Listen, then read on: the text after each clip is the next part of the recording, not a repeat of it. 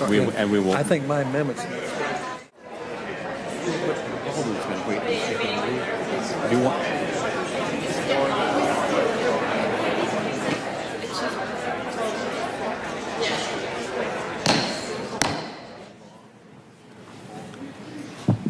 The Health Committee will resume its sitting on the reauthorization of the Elementary and Secondary Education Act bill. Now, I know that Senator Warren has to be in the chair at 5 o'clock, and I was next recognizing Senator Baldwin for an amendment. However, if you want to yield to Senator Warren, I would recognize Senator Warren for that purpose. Okay. Thank you, Mr. Chairman, and thank you, Senator Baldwin. I want to offer an amendment that is a charter school accountability amendment. It's a technical change. It is not a policy change. The whole point is to clarify about accountability for charter schools.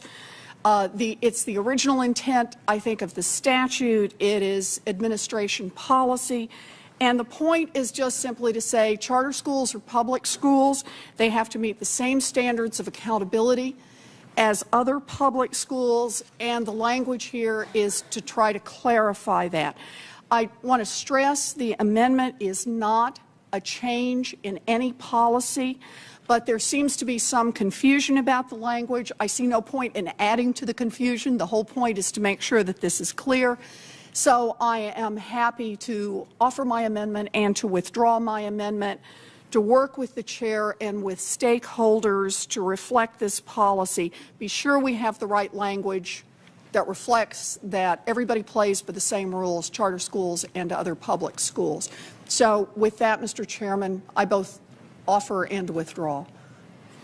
Well, I thank the Senator for offering this and for bringing this to our attention. Our bill not only ensures that charter schools are subject to ESEA's accountability provisions, but also targets federal charter school funding to high-performing schools. Again, I want the Senator to know that I will work with her and our staff to craft language that achieves our shared objective of having all charter schools be subject to public school accountability, but also allows authorizers to shut down low-quality charters on a timely basis according to state charter school laws. So look forward to working with you on that. Thank you very much, Mr. Chairman. Thank you for your leadership on all issues, and thank you very much for working on this. Thank you, Senator Warren. Thank you. And thank you, Senator Baldwin. If we went to Baldwin? Yes, yes.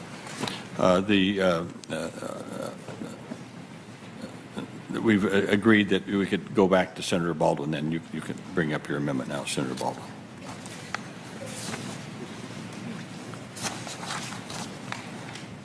Thank you, Mr. Chairman. I want to begin by thanking you and the ranking member for the hard work and attention that's gone into getting us to where we are today. And I wanted to mention an element that I think an element of the amendment that I'm bringing up that rings through between both the bill before us as well as the substitute that was offered earlier today by Ranking Member Alexander. And that is the emphasis on both preparation for post-secondary education as well as career and technical education and preparedness. And just in case I haven't formally done that yet, I would call up Baldwin Title I Amendment Number 1. Both the underlying bill before us today and the substitute have appropriately focused on college and career preparedness. But we've heard during the course of our debate some substantial difference of opinion on the scope of what should be required of states and local education agencies with regard to data collection and analysis and reporting, etc. But I think there's agreement that as we put together report cards that are available to the public and students, that we want to be able to measure both college readiness and career readiness. And that's essentially what the amendment that I'm presenting to everyone today does. My amendment builds on our commitment to making students career ready by matching the requirements currently in the bill to provide opportunities to learn about post-secondary coursework. In a nutshell, we're providing students and parents with a snapshot of what career and technology education programs are available at their local schools.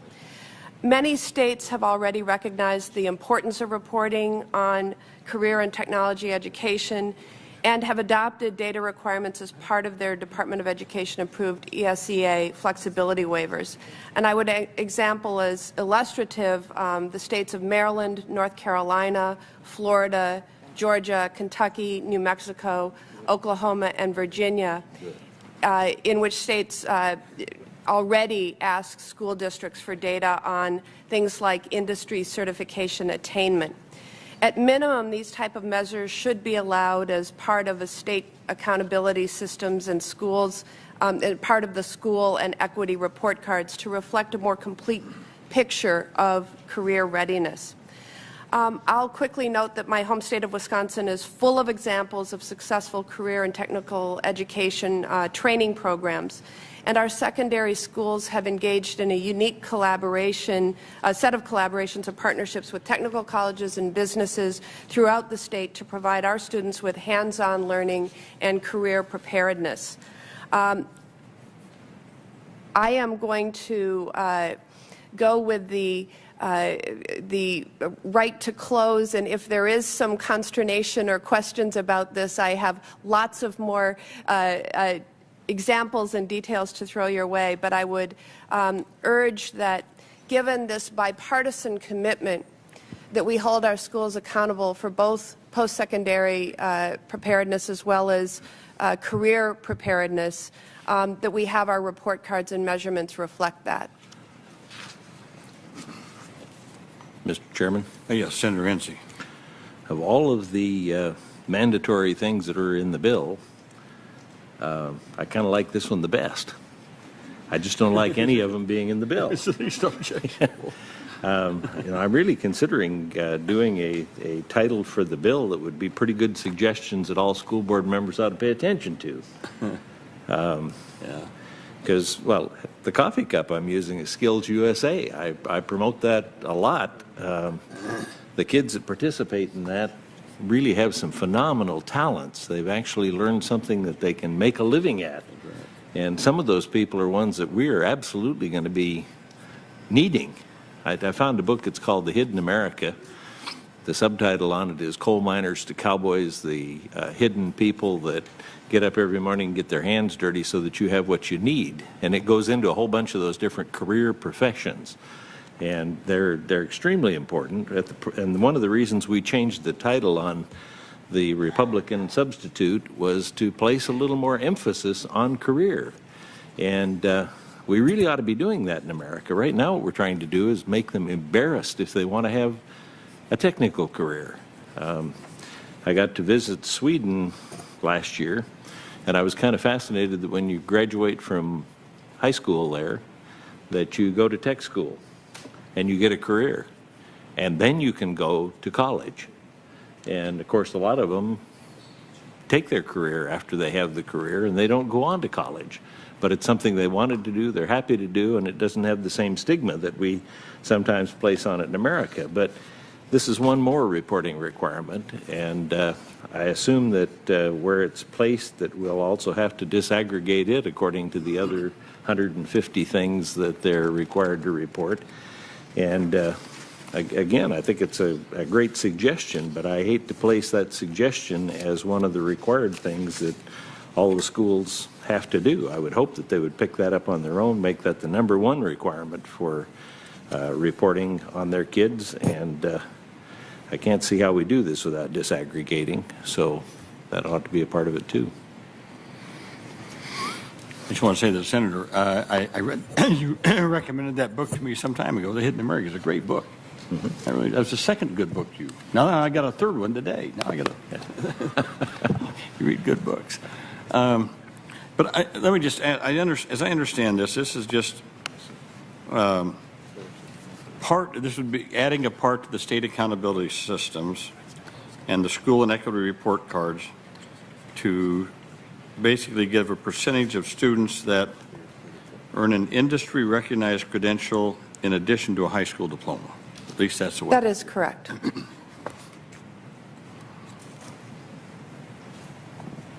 Mr. Chairman, could I ask Seems like fine to me. could I ask the author a question? Sure. Refreshing myself with the requirements under the Perkins grants. And Perkins requires participating educational institutions to report, I think, everything that you're asking for. So I guess my question is this not duplicative of what they already require under Perkins?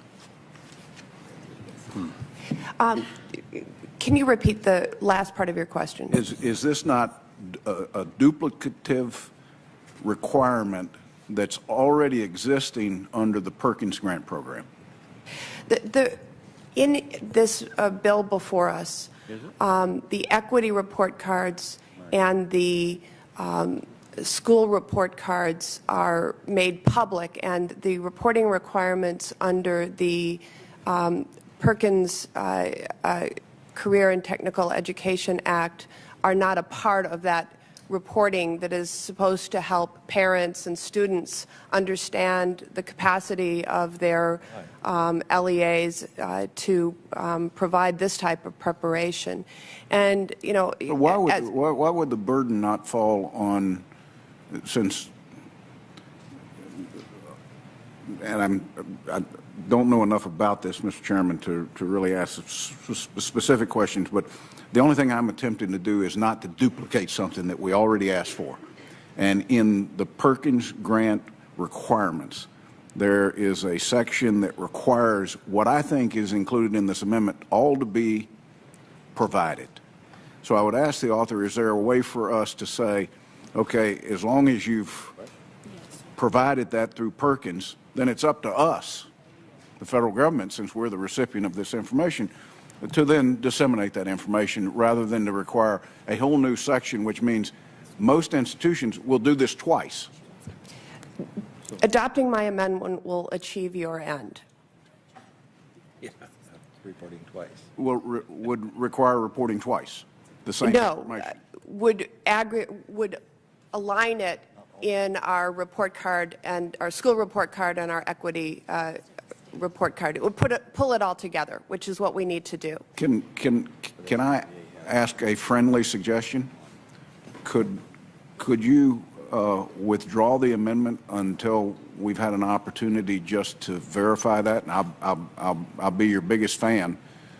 But I still believe that we're duplicating the same requirements of reporting.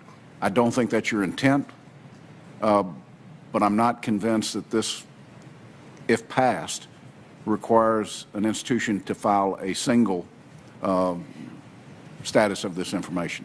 I would be happy to work with you further on this. And again, my intent is that the two report cards that are called for in the underlying bill that we're amending right now focus not only on preparedness for post-secondary education, but also have that emphasis on career and technical education by including this data in those report cards. And again, I wanted to emphasize that this was, in my mind, a goal of both the bill that we're marking up right now as well as the Republican substitute. So I do hope we can come together and work this through. I would agree with you, and I'm not asking for this to be pushed over to markup. I would like to resolve it before we move this bill out of the committee. Well, I'd just say to both, I'd say that obviously we're not voting on this now anyway. We have to put the votes off till tomorrow, so might I suggest that your staffs get together and see what you can do to work this out with this. I'm not certain I understand all of it. I was just understood it was trying to align what ESEA is doing and what Perkins is doing to try to get them on the same kind of wavelength is what I was told. If I could read and understand at a faster pace, I might be able to answer the question right now. Why don't you guys work it out? We will. We'll work that out. So we'll set that amendment aside then until tomorrow. Mr. Chairman? Yes, sir. I know that we have unanimous consent to continue, but it looks to me like with, 3 on your side and 2 on my side, that we've evidently decided that nobody has to hear the debate.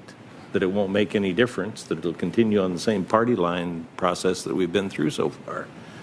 And if that's going to continue to be the case, we can go ahead. But if it's not, we ought to really have some people here hearing the arguments on these amendments. Do we have anybody in the back? Sometimes we have senators back there making phone calls and stuff. I don't think so. And I guess Senator Alexander is on his way, I'm told. I think there were several other meetings that were called for about 4 o'clock in the At the same afternoon, and, you know, including the vote. So, Well, do you have an amendment? and when you have the last vote in the day at 4:30, it's hard to Yeah. corral people. Mr. Chairman? Yes, sir. Mr. Chairman, I'll go ahead and call an amendment up if that's okay with the chair. If you'd like, yes. It would be amendment number 2. Title II, number 1. Just Title II, number 1. Title II, Senator number Burr. 1. And I will be brief because I think this is going to be fairly simple for people to understand. Where is it? In 2011, this committee did the right thing by removing an antiquated hold harmless, which served to allocate the Title IIA funds based upon state population since the mid-1990s. This one steps towards addressing population and poverty in states, particularly in those with high levels of growth since a decade ago. This amendment tries to further assist those states with high growth and high poverty by revising the state allocation formula to bring it into parity with how funds are subgranted to school districts within a state. Now, states receive an allotment based upon 35% population and 65% poverty in their states. The Alexander bill uses a split of 20% population and 80% poverty, placing a higher priority on focusing on poverty for federal funds. This approach is also consistent with how Senator Alexander and Harkin's bills subgrant funds to school districts, again by using a 20-80 split. The only outlier is how the Harkin bill allots payments to states by retaining the antiquated, what I think is antiquated, 35-65. This amendment would simply change the amount to a 20-80 split, which would be used for state and district formulas, and where the current Harkin bill is only for district subgrant formulas. The purpose of this amendment is simple: to target poverty as best we can with the limited amount of federal funds, and we do that through adjusting the formula distribution. I would urge my colleagues to support this. It very much embraces the spirit of what I've heard in this debate, that we want to focus on kids in poverty. We want to focus on low-performing schools. This gets at the heart of it by providing more money because of poverty than it does because of population. Thank you, Mr. Chairman. Thank you, Senator Burr. Formula fights. They're always a problem. And again,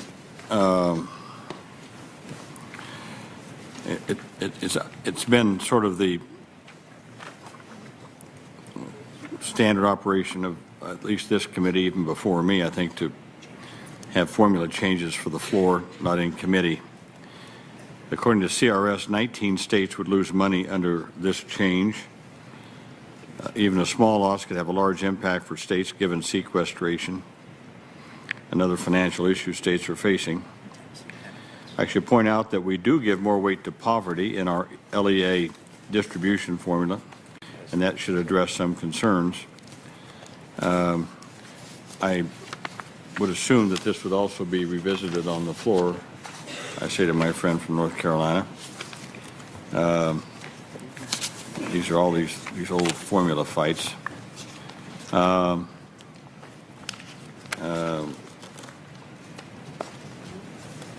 And when you look at all the states that are losing, and so obviously some states gain, but states lose. So I would hope that this would be the kind of thing that would be put off to the floor. And so, because it affects every senator, it doesn't just affect people on this committee, it affects all senators. And so I would hope that we wouldn't. Of course, senator's under his right, obviously, to have a vote on this if he wants in committee. That's perfectly within his rights. I would hope that we would put it off to the floor. Mr. Chairman, I actually thought this was going to be a non-contentious amendment. I think everybody's focused on that the limited resources we have should go after the most at risk, and poverty is probably the way that we define that the most in education. And yeah, unfortunately, 19 states are losers when you change to an 20-80 split. The question is the money going to follow the most at-risk students, or are we going to continue to provide money to states that don't have as serious a problem or challenge as other states?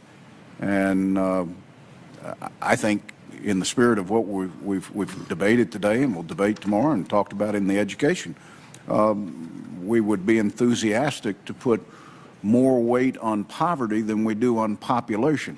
Population suggests that there are more resources at the state and local level to address the funding of K through 12. Poverty would suggest that there's less resources, and it is the targeted group that we're after. So I think it would be a very appropriate thing for the committee, and I realize we'll have to wait till tomorrow, but I did want to start the debate today, and everybody would have an opportunity to not only see how their state fared, but to ask themselves deep down, is this more about how many kids are in poverty, or is it more about the population of each state?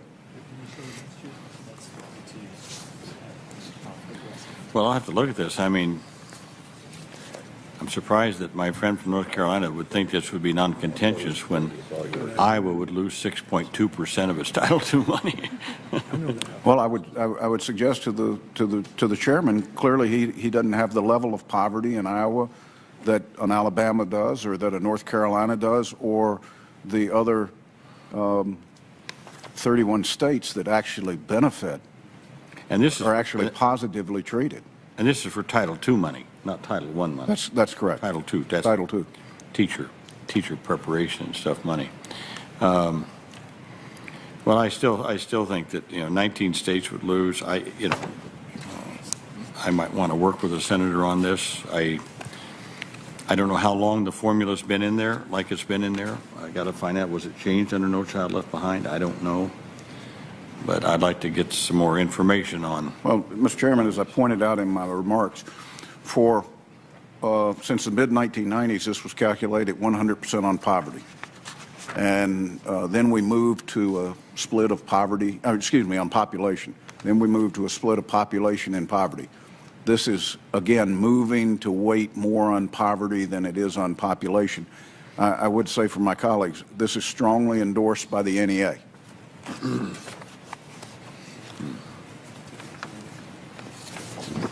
So right before No Child Left Behind, it was 100% on population.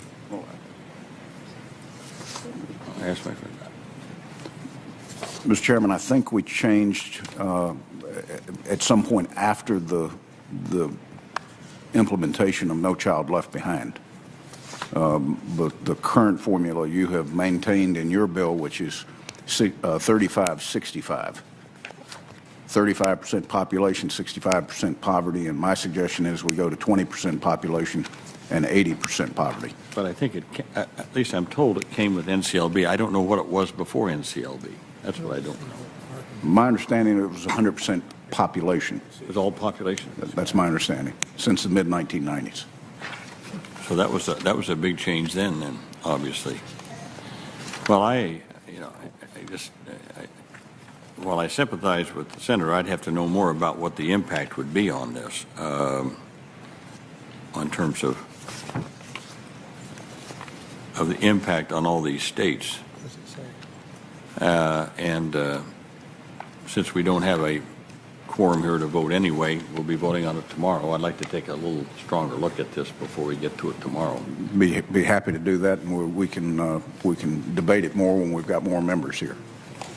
I thank the chair. I have to take a look at it. I appreciate the senator, and I'll dig into it a little bit more. I ask all other senators who are here and their staffs take a look at your own states and see what this would mean. Again, I don't I think the senator is right. We don't want to be selfish, but I just want to know what the impact is when you change that in terms of poverty and population. I just don't know the impact. Well, again, the net impact is we allocate the same amount of money. It's just we That's weight true. it heavier towards poverty, I understand. which is, I think, the moral thing to do. Well, also, I don't know. See, I have a problem with Title II money anyway. Always have. I have for a long time on how that money is being spent anyway. The chairman can alleviate that by just throwing all of it in a pot where schools can access it regardless of. Yeah, right. Consolidation amendment. So, okay, so is there any more debate on that amendment? I didn't mean to cut anybody off. So we'll pick it up again tomorrow when we come back tomorrow. We'll be stacking votes for tomorrow morning, including voice votes. Let's see, then Senator Murray, you have an amendment now. Senator Murray. Thank you. Thank you very much, Mr. Chairman. Is this on? Hello? Punch it harder. These things are weird. The muscles to do that.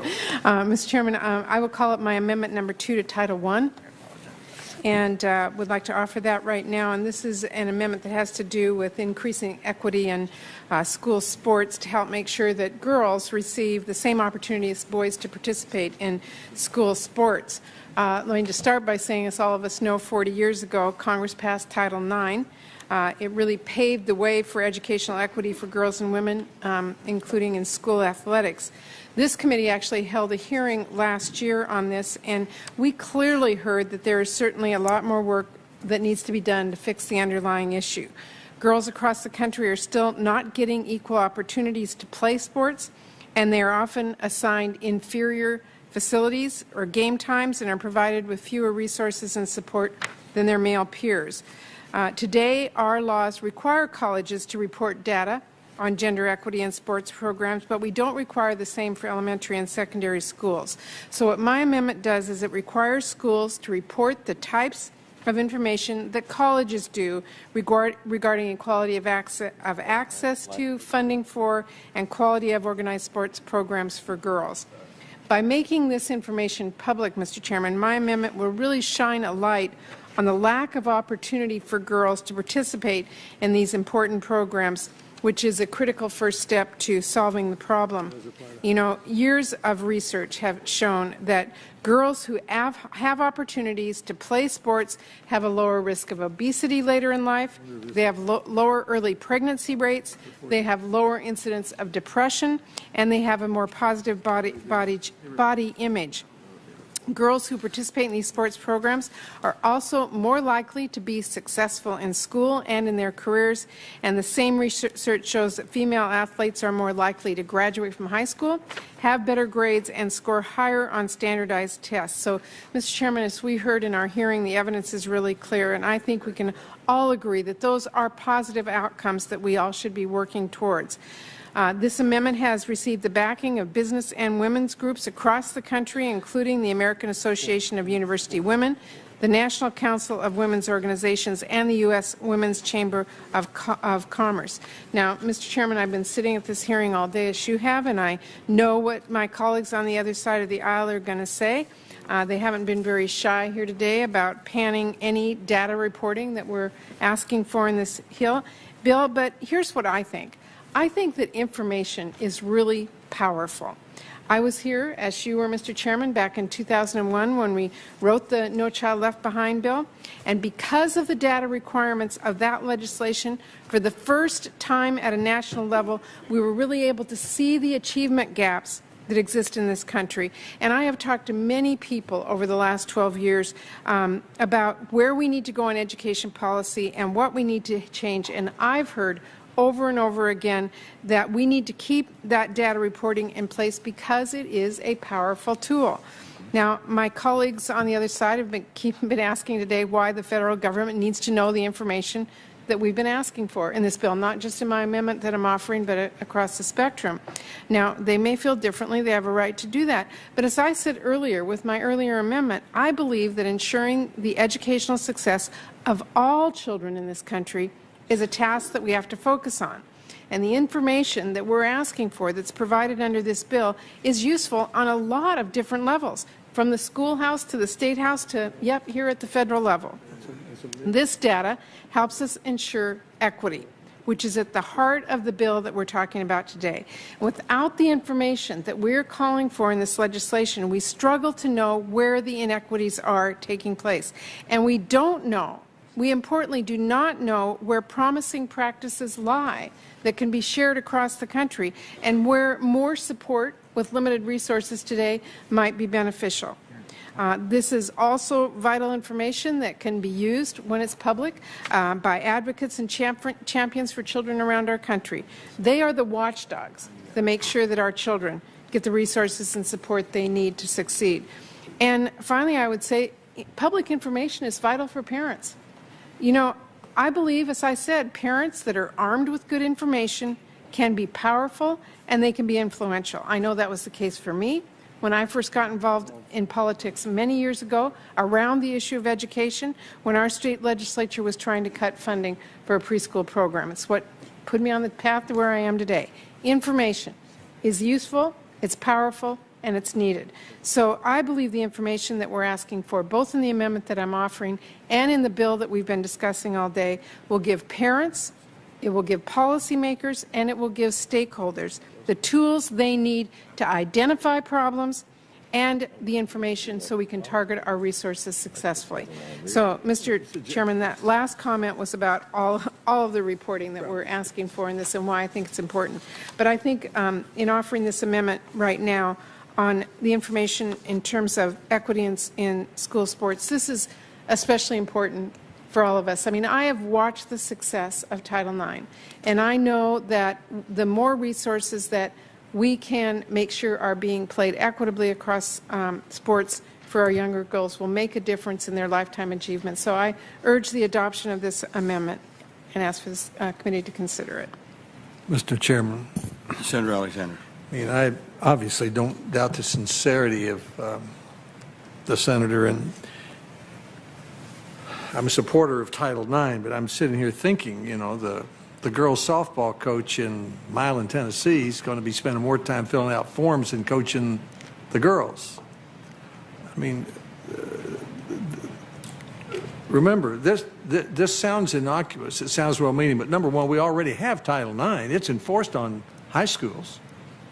So they already have their own Title IX enforcement apparatus. And then second, if my math is right, this would require about 10 to 12 different reports, of disaggregated and cross-tabulated reports per sport. There are 100,000 schools. So that's 1 million new pieces of information per sport. Let's say there are 10 sports in a school. That's 10 million new piece of reported information. It includes the season the team competed, whether the team participated in postseason competition. Now that means, you know, in Greene County, that means the Mosheim McDonald Middle School basketball game. You know, so we have to fill all that out. Total number of competitions scheduled. Total expenditure from all sources. I guess that's the Pepsi money and the, you know, the bake sale, all of that. Total number of coaches, trainers, medical personnel, and gender, employment status, and their duties. That's probably the nurse who's taking time off to go down and help with the elementary school game. I mean, Mr. Chairman, there are any number of well-intentioned ideas we could have here in the United States Senate, but we've got to remember we're imposing these on 100,000 public schools across the country whose main focus ought to be using their good judgment to help children they're presented with learn what they need to know and be able to do. So it's hard for me to imagine imposing millions of new requirements here on schools, including information about whether the team participated in postseason competition. Who's going to read this? I I think maybe we need a field trip from this committee down to the U.S. Department of Education and find out where they store all this stuff and who actually is reading it and who here is doing anything about it. These are things that people should be doing in their own communities. And especially since we already have Title IX in its full panoply of enforcement activities, it's hard to see, for me to see, how this is anything more than a huge burden on local schools. Oh, Mr. Chairman, Senator Murray. I have to respond. First of all, schools know what they're spending on this. They know how much money they're spending. We're just asking for it to be made public so that parents know when they feel something isn't right, they have access to some information and can help make their case. I think that, as a mom, I just would say, yeah, I'm going to go ask about the information. If I feel that my daughter's sports are in an inferior facility, which we know that exists today, if I know that the field that my daughter is playing on has no lights at night, but the men's field is well lit, we're just asking for public information of something that schools already know. And, I just have to say that the data is very clear about the success for women who are able to participate in sports. I think that's something any of us wants for our daughters and for women in this country. And I really hope that our colleagues will see the light and recognize that, it's a day when we ought to encourage this. We ought to make it a reporting requirement of information that schools already have so that the public knows and we can make good decisions in this country and expand the ability for women to have access to fair and equal sports. Mr. Chairman? Senator Renzi. I think Title IX's made a tremendous difference, and it affected my daughters. Heck, Title IX affected me. There was a girls' organization that invited me to join after this law passed, but that had never had any men in it before.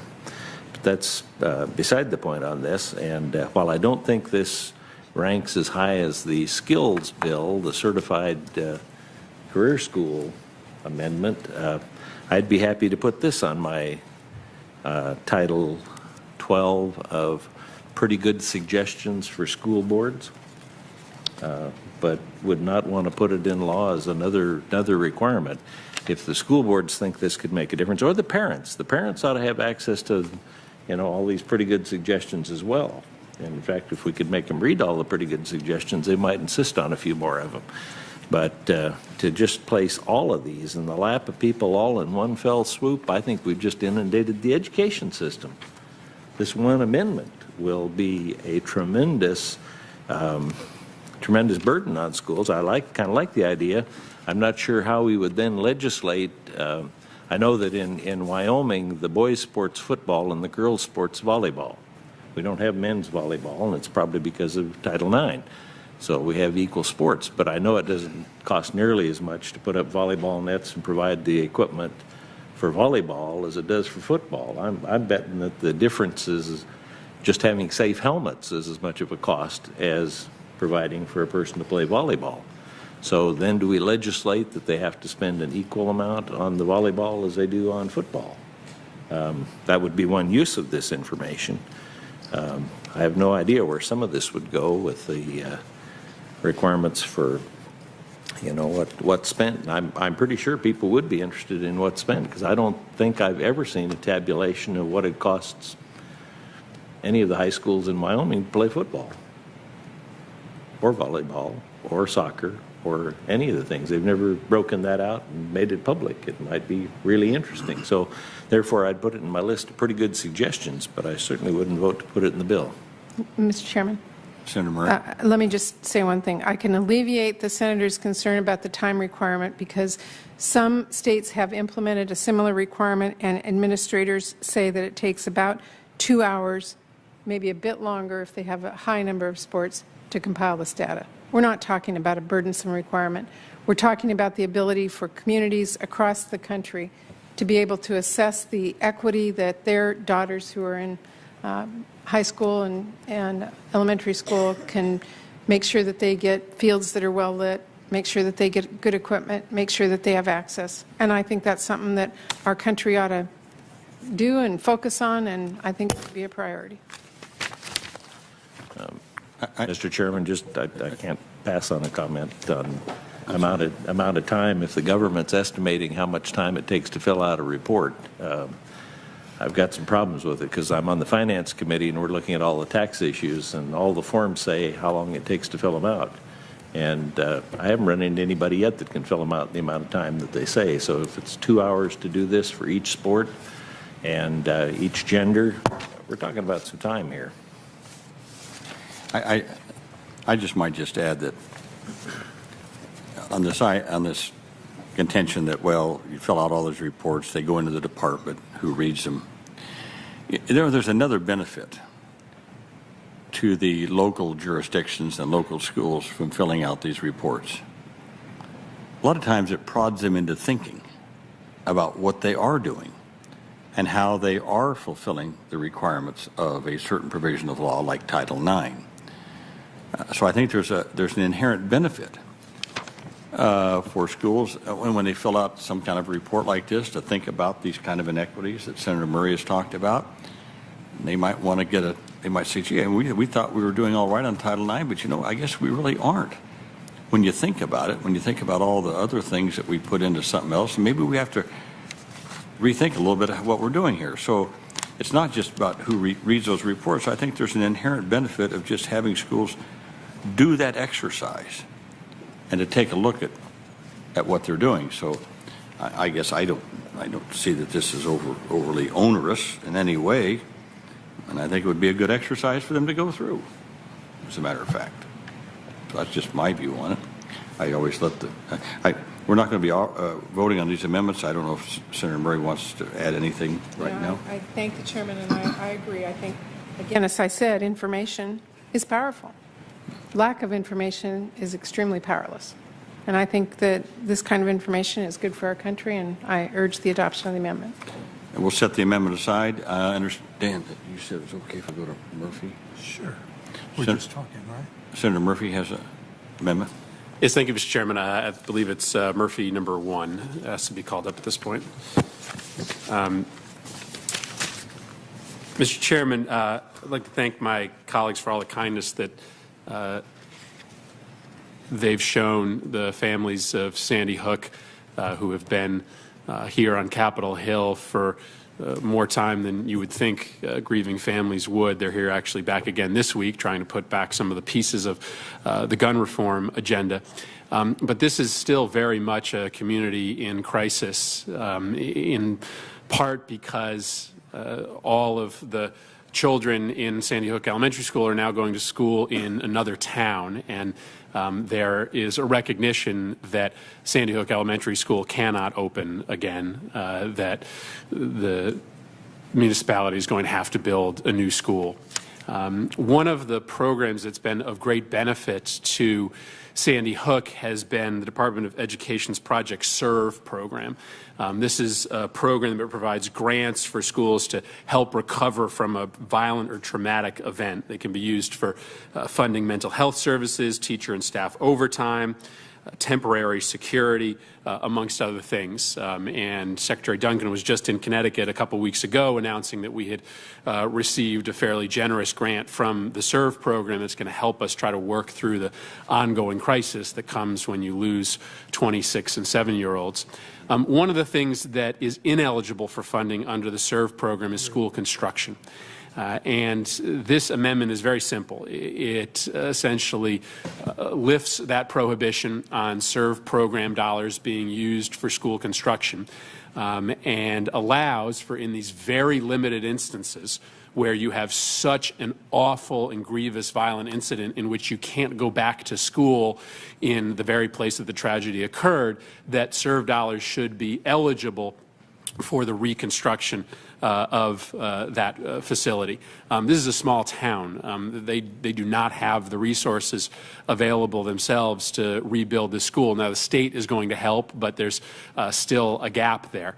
And so this would be of great assistance to the community of Sandy Hook and to these families to have at least the eligibility of SERVE dollars to be used here. This is not opening up the federal government to getting into the business of funding school construction. I don't support that that, and I don't think this committee does. This is simply saying in those very unique instances where there has been such an awful incident that the school that the students cannot go back to the school, that we are going to help in some small way, or at least allow this account to help at no more than a 50% cost share. Now, the reality is that there's, I think not more than $10 million or so in this account at any one given time. So it's not likely that even if the school district made a successful application for school construction funds, that it would amount to more than a small percentage of the overall costs. But in a small town like Sandy Hook, this would certainly help. And I appreciate the chairman for his help and the committee's help in putting this amendment together, and I'd hope that we could get the support of the committee when time comes to vote. Mr. Chairman, Yes, Senator Alexander. may I ask, what is the recommended, what's the appropriation level recommended for this? This is simply a change in the authorization of the account. So the account right now does not authorize funding to be used for school construction. So there's no appropriation in this. But typically you'd have an amount for the appropriation that you're thinking of. We're simply changing the parameters of the program. Right now, the program does not allow for. Well, it's a new program, and typically you'd say, here's a new program, and it's a $2 million program, and then the Appropriations Committee would appropriate whatever it could. I don't believe this is a new program. This is the Project Serve program is an existing program that right now provides programmatic support to schools in crisis. And what we're doing here is allowing for this existing account, which right now funds programming, to also allow for school construction to be eligible for an existing account. So we're not changing, we're not creating a new account, we're not appropriating any money, we're just simply taking an existing crisis intervention fund and changing the criteria of what it can fund. I accept your, I would consider it a new program. Let me, what is a violent or traumatic crisis? Would that include a hurricane? I don't know. There's, I think, a very well-defined set of practice at the Department of Education as to what Project Serve is used to fund. I just know that it funds episodes like the one we saw at Sandy Hook. And so this amendment doesn't seek to change the type of incidents that Project Serve. I mean, there's an existing definition of violent or traumatic crisis in the Department of Education. Is that right? Sure. Yeah, so here's the definition. So the definition is shootings or other serious violent incidents in schools, suicides of students, faculty, or staff, hate crimes committed against students, or homicides of students, faculty, or staff. So Project Serve. So that's in current law? That's in, right. So that's what Project Serve is used for today. So it's violent or traumatic episodes at schools that disrupts the teaching and learning environment. And again, so the account today is primarily used to facilitate programming for social workers and other potential security changes. There are going to be very limited instances where this violent episode is so bad that you need to construct a new school. I mean, there are just a handful of places where that's ever happened. And so in those limited instances, we're just asking that the dollars be available for school construction. It would still be up to the Department of Education whether they granted that request. They'd have to weigh a request for school construction dollars against other programmatic requests. We're just asking that it be eligible. Yeah, as I'm trying to catch up with this, it looks like the current law says it's a crisis management plan, and it seems to me you're turning that into construction to build a new school. It would, that kind of thing, it would seem to me, would come under the FEMA or under the disaster provisions that we have. We have provisions in the law for emergencies and disasters declared by the president that have construction of public buildings that are damaged. This seems to me a pretty big jump from a crisis management plan for a violent or traumatic crisis to building 50% of the cost of a new school. Well, Senator Alexander, FEMA is set up to respond to natural disasters, and traditionally a school shooting does not fall under FEMA's jurisdiction. It falls under the Department of Education's jurisdiction. There is precedent for SERV dollars to be used to fund very small repairs in schools to respond to some of these crises. But right now, you would have to radically change the authorization statutes for FEMA to allow those dollars to be used to respond to a school shooting. Again, I mean, we are not opening a big door here. I mean, you know, we can count on, you know, a handful of fingers on one hand the number of episodes that were so awful and traumatic that you couldn't reopen the school. I think Columbine and Sandy Hook may be it, but Well, the tornadoes in every year are terrible problems in Oklahoma, Tennessee, other places. I mean, why isn't that a violent or traumatic crisis? well, but again, for violent episodes such as a school shooting, FEMA dollars are not eligible for those reconstruction costs because it's not only school shootings? A school shooting is not a natural disaster. But you listed a whole series of things that might. Well, but none of them would be covered under FEMA, right? So I'm talking about. But if I remember right, am I not correct that it's a crisis management plan for how you deal with those things that you listed, including suicides, school shootings? Correct. And you're suggesting an amendment to change that to build a building in response to that. In the incredibly limited and isolated instances in which you can't return to that building. And again, I'm not suggesting you turn this account into a school construction account. I'm just simply trying to recognize the fact that there are going to be a handful of instances in which a proper response to a school shooting is going to include both putting social workers on the ground and paying for school security, but it also may necessitate the federal government helping with school repairs or the building of a new school that can't be funded through other federal accounts like FEMA. This is not a natural disaster. It's a man-made disaster, but like we help schools that are felled by tornadoes, I'm suggesting we should at least make eligible for school construction funding schools that are essentially felled by mass assassins. Might I ask a question also of the author of the amendment? I asked the senator, is there any language, I was trying to read the amendment, I don't see it, any language that says that that this money can only be used where there's not an applicable FEMA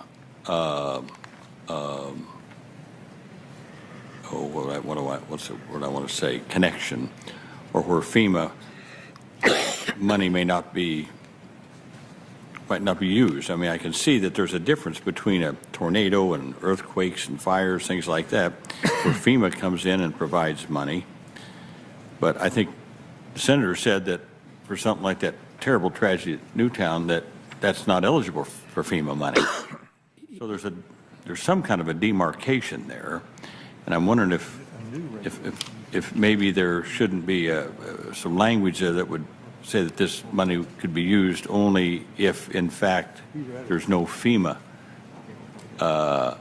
money that could be used, or something like that. So that it kind of separates it out from a tornado, fires, earthquakes, things like that, and applies it more to the kind of tragedies, I think, bless you, that happened in your state.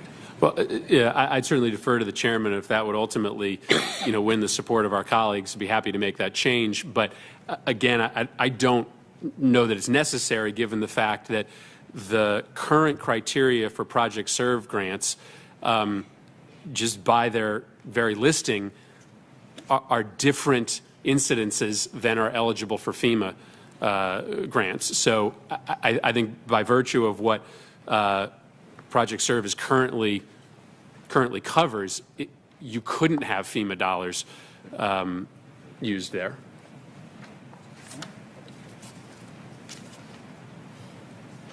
I mean, a violent or traumatic crisis, as I understand it, is defined in statute, and it is clearly not a natural disaster. I think the definition's in regulation. In regulation. I think. I'm not sure. Okay. Well, Under FEMA, most of the tornadoes, hurricanes, floods are covered by insurance, and FEMA only picks up that part that the system didn't have insured, whereas I don't think insurance covers any type of act like shooting at Sandy Hook. Is that right? No, I mean, this municipality essentially is going to have to pick up the full cost of building the new school. And I was just informed by my staff that under the language of Project Serve, it can't be used for natural disasters. Is that right? So I didn't know that. I didn't either. Could you get that language for us before tomorrow, please? Because I see what Senator Alexander was getting to. I mean, if you got FEMA money in there, that's a much bigger pot than what we have in Project Serve. And Senator Alexander, we did look at going that route, essentially changing the FEMA statute to include school shootings. It seemed to us to be a much bigger policy change to change the FEMA statutes than to take a program that is already funding services at school shooting sites and make a change there. So we did look at that change. It was a much bigger change when you are amending the entirety of FEMA statutes. Further debate on the amendment? Again, we'll not be voting. We'll set this aside. We'll bring it up again tomorrow. And if there's some further debate at that time, we'll debate it further tomorrow. I'll take a closer look at this too. There's just, I would just say that to my friend from Connecticut that there's just not that much money in this account. This is all well and good. It comes under my appropriations committee. I just ask how much money we got there. And we haven't gotten very much. So I understand what the senator's trying to do. I'm very sympathetic to that. But maybe we can get some more money in appropriations. I don't think so, though. That'd be good. But anything else? So can we'll set this aside and we'll bring it up again. Thank you, Mr. Chairman. Is there anybody else has an amendment that wants to offer now? Why don't you do it tomorrow? What's this one?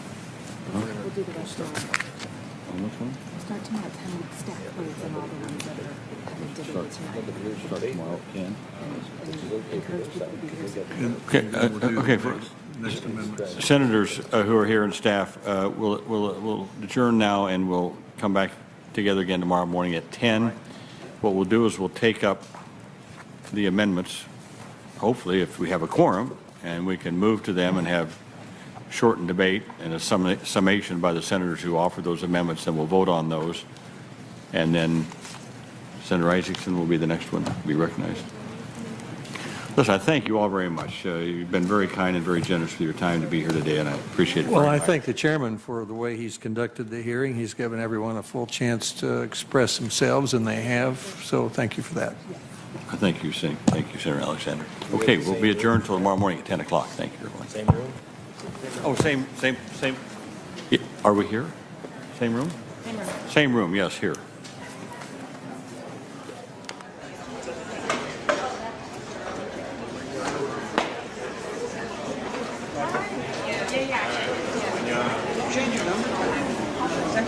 Amendment and to withdraw my amendment, to work with the chair and with stakeholders to reflect this policy. Be sure we have the right language that reflects that everybody plays by the same rules, charter schools and other public schools. So with that, Mr. Chairman, I both offer and withdraw. Well, I thank the senator for offering this and for bringing this to our attention. Our bill not only ensures that charter schools are subject to ESEA's accountability provisions, but also targets federal charter school funding to high-performing schools. Again, I want the senator to know that I will work with her and our staff to craft language that achieves our shared objective of having all charter schools be subject to public school accountability, but also allows authorizers to shut down low-quality charters on a timely basis according to state charter school laws. So look forward to working with you on that. Thank you very much, Mr. Chairman. Thank you for your leadership on all issues, and thank you very much for working on this. Thank you, Senator Warren. Thank you. And thank you, Senator Baldwin. If we went to Baldwin? Yes.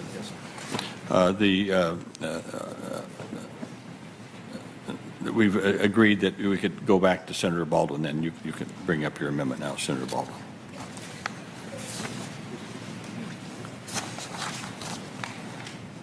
Thank you, Mr. Chairman.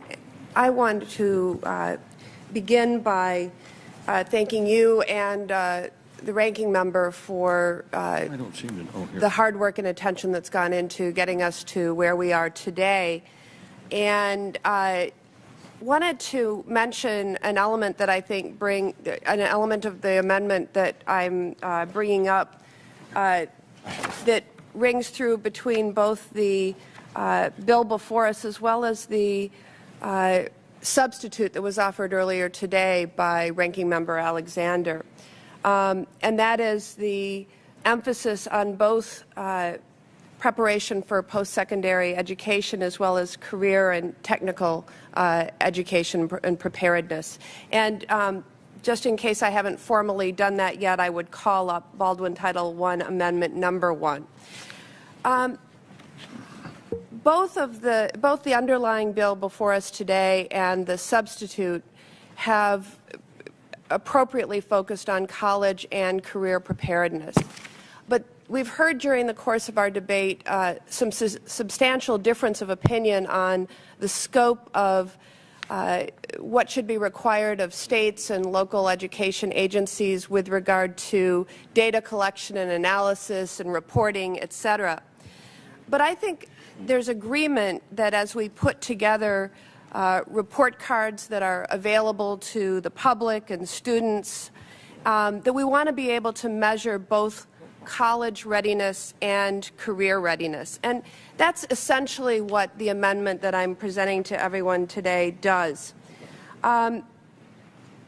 My amendment builds on our commitment to making students career ready by matching the requirements currently in the bill to provide opportunities to learn about post-secondary coursework. In a nutshell, we're providing students and parents with a snapshot of what career and technology education programs are available at their local schools. Many states have already recognized the importance of reporting on career and technology education and have adopted data requirements as part of their Department of Education approved ESEA flexibility waivers. And I would example as illustrative the states of Maryland, North Carolina, Florida, Georgia, Kentucky, New Mexico, Oklahoma, and Virginia, in which states already ask school districts for data on things like industry certification attainment. At minimum, these type of measures should be allowed as part of a state accountability systems and schools, part of the school and equity report cards to reflect a more complete picture of career readiness. I'll quickly note that my home state of Wisconsin is full of examples of successful career and technical education training programs. And our secondary schools have engaged in a unique collaboration, a set of collaborations and partnerships with technical colleges and businesses throughout the state to provide our students with hands-on learning and career preparedness. I am going to go with the Sorry, and we will. I think my amendment's. Do you want?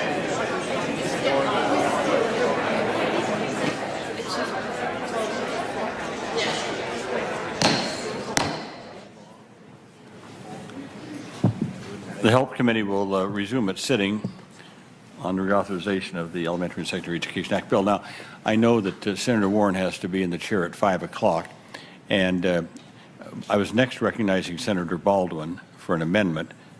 However, if you wanted to yield to Senator Warren, I would recognize Senator Warren for that purpose. Okay. Thank you, Mr. Chairman, and thank you, Senator Baldwin. I want to offer an amendment that is a charter school accountability amendment. It's a technical change. It is not a policy change. The whole point is to clarify about accountability for charter schools. It's the original intent, I think, of the statute. It is administration policy. And the point is just simply to say charter schools are public schools. They have to meet the same standards of accountability as other public schools, and the language here is to try to clarify that. I want to stress the amendment is not a change in any policy, but there seems to be some confusion about the language. I see no point in adding to the confusion. The whole point is to make sure that this is clear. So I am happy to offer my amendment To close, and if there is some consternation or questions about this, I have lots of more examples and details to throw your way, but I would urge that given this bipartisan commitment that we hold our schools accountable for both post-secondary preparedness as well as career preparedness, that we have our report cards and measurements reflect that.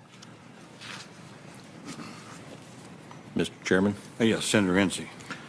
of all of the mandatory things that are in the bill, I kind of like this one the best. I just don't like any of them being in the bill. It's the least objectionable. I'm really considering doing a title for the bill that would be pretty good suggestions that all school board members ought to pay attention to. Because, well, the coffee cup I'm using is Skills USA. I promote that a lot. The kids that participate in that really have some phenomenal talents. They've actually learned something that they can make a living at. And some of those people are ones that we are absolutely going to be needing. I found a book, it's called The Hidden America. The subtitle on it is Coal Miners to Cowboys, the hidden people that get up every morning and get their hands dirty so that you have what you need. And it goes into a whole bunch of those different career professions. And they're extremely important. And one of the reasons we changed the title on the Republican substitute was to place a little more emphasis on career.